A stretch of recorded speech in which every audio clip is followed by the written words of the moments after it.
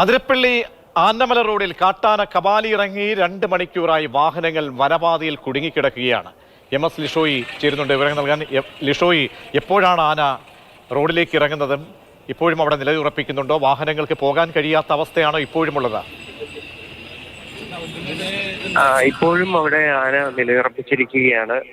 അതായത് ആനമല റോഡിൽ ചന്തന്തോട് ഭാഗത്താണ് ഈ ആന നിലയുറപ്പിച്ചിരിക്കുന്നത്. ഏകദേശം 2 മണിക്കൂറോളമായി KSRTC ബസ്സും അതുപോലെ തന്നെ ഈ യാത്രക്കാരും, അതായത് അതിരപ്പള്ളി ഭാഗത്തേക്കും വാൽപ്പാറ ഭാഗത്തേക്കും പോകേണ്ട യാത്രക്കാരും ഉൾപ്പെടെ അവിടെ കുടുങ്ങിക്കിടക്കുകയാണ്.